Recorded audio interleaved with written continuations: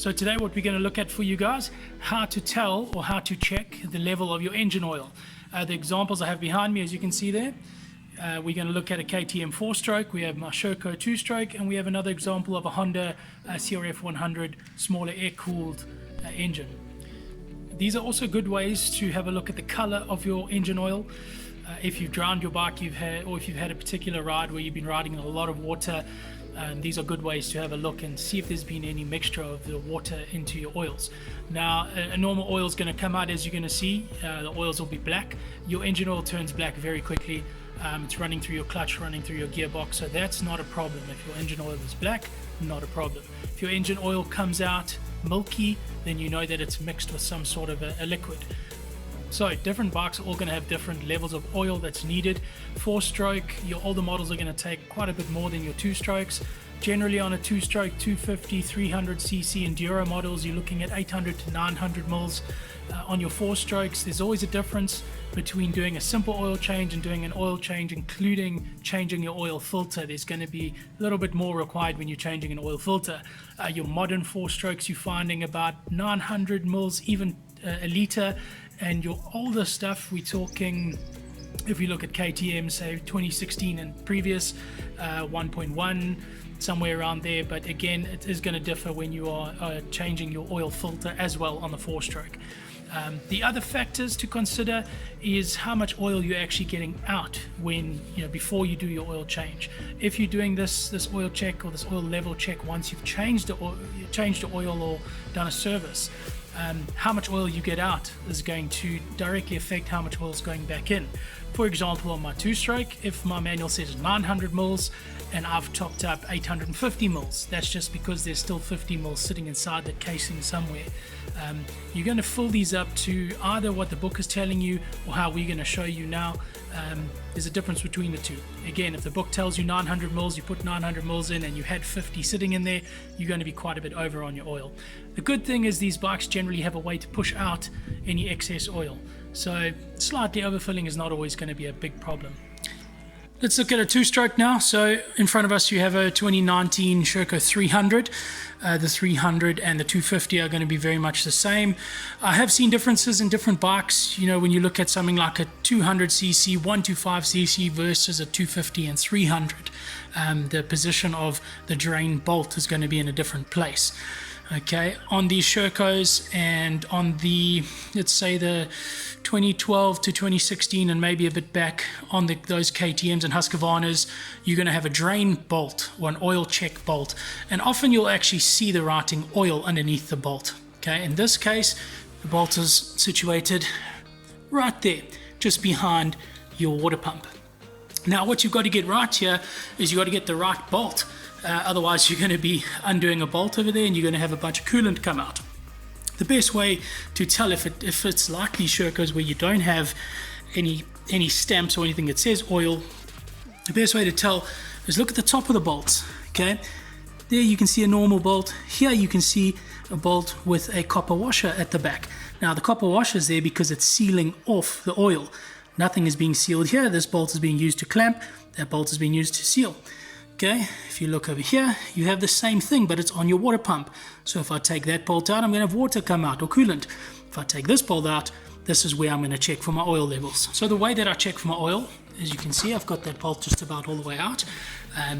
What we do here is we leave the bike over on its stand so that the engine is slightly over. We remove that bolt. There you go.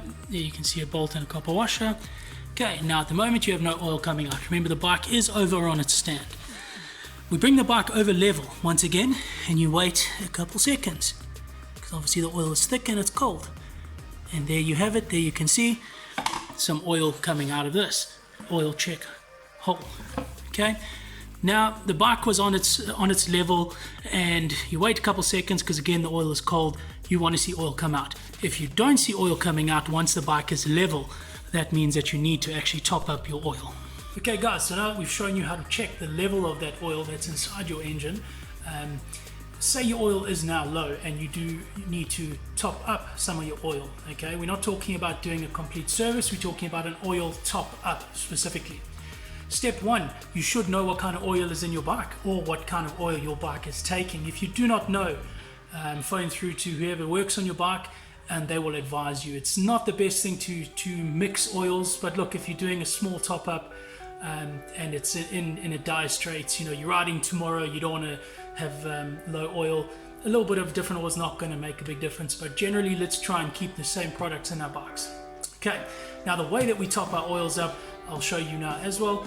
You're not just going to go crazy and open a bottle and just start pouring it in there. You're going to way overfill your bike, and that's going to cause a problem at some stage. So when it comes to topping your oil back up, obviously you're going to remove your oil cap.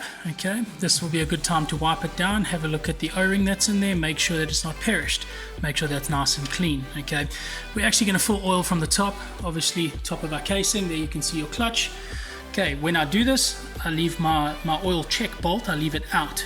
Okay, now again, if I bring this bike over onto its center, oil is going to start coming out there, because in this instance my oil is fine. But if it was not, the way that I would be topping this up is I would start by filling from the top here, a couple seconds at a time, because you don't want to go crazy and just full, you know, pour crazy into here, a liter goes by. What you want to do is you want to pour a couple seconds, stop, give it a few seconds to settle through the clutch, and then constantly keeping an eye on that bolt over there, on that bolt hole. I like to actually refill my two strokes like this on its stand, so that I always get a little bit more in here than I actually need. Again, I've also got a HMW cover here, nice billet aluminium. These sometimes allow you a little bit of extra oil. You know, the more oil, it helps out, but you don't want to go crazy. You don't want to have 1.5 liters of oil in here when it should only take 900 mils. So again, we're going to fill up from the top, fill up our oil, a couple seconds at a time, wait, let it settle, keep an eye on the bolt hole until you see oil start coming out here. When it starts coming out, close it up, and that's it. That's how we refill our oil on the two-stroke.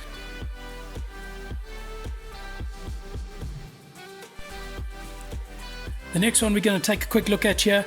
Here in front of us we have a 2015 KTM 500. This is the Enduro model. Your Enduro model and your SX are still going to be pretty similar. They're both going to have what's referred to as a sight glass. Okay, on this 4-stroke we're going to go just over here to the actual clutch casing.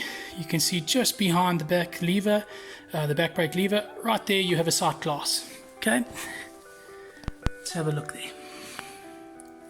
As you can see right now, it actually looks empty. But what you need to realize is the bike is not centered.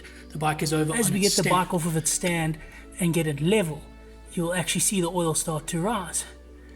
You can see there slowly. I'm going to drop the level. I'm going to bring the level back. Okay. So it is a little bit difficult to tell in the video. The oil in this particular bike is actually quite clean, so you're not seeing a definitive black line lifting and rising in that sight glass over there. Again, the way to do this is make sure the bike is level, not on its stand, not in an incline or anything. So you want to get your eyes onto that sight glass, bring the bike back level, and watch the oil rise. On these particular bikes, any of these bikes with a sight glass, you want your oil level to be minimum halfway on that glass, halfway to 3/4, anywhere in between there. You don't want to be completely over the sight glass, you don't want to be under the sight glass. Again, it is a good practice to warm this bike up before you check it. Okay, so let's look at this Honda CRF 100 here. This is a good example of an older technology bike, air-cooled engine. These are very similar to checking the oil on your car. You're going to find a dipstick here to actually check the level of the oil, and here we're going to show you how to just check that. So the first thing you want to do on a bike with a dipstick is give it a nice little warm up. Get the bike started, let it run for 30 seconds, a minute, doesn't matter. Let's just warm it up a little bit. From there, cut the bike off, and then let's get to the oil cap. Okay, there you can see we have an oil cap sitting behind the kickstart. You're going to loosen that, take that out, and there you have your dipstick. Okay, from here, your dipstick right at the end, as you can see there, has a few lines on it. These are to catch the oil as it comes back out of the casing and to give you a good reading on the level of your oil. So from here, what you're going to do is you're going to wipe that tip off, put it back in, put the bike onto, or bring it off of the stand, have it level, leave it for a couple seconds, take that back out and recheck your oil. So looking at this dipstick, once we've dried it off, it's going to show you where it wants the oil to be. Okay, so on the right hand side here, you've got the bottom line, and then it goes up with those crisscrosses, obviously, and stops there. So you want your oil to be anywhere in between those little crisscrosses there. Once you've dipped it in, dipped it back out. Okay, so we have that dipstick nice and dry. It's going to go back into the casing. You don't always have to screw it back in, okay, but in this case I'm going to. We're going to bring the bike off of its stand and let it sit level. We're going to leave it for a couple seconds, put it back over onto its stand, get the dipstick back out and check how high the oil is. And there we have it. So in this case, it needs to be above that bottom line, anywhere between that bottom line and those little crisscrosses, as you can see there. This oil is fine. It can do with a small top up, but it's not too low, not too high.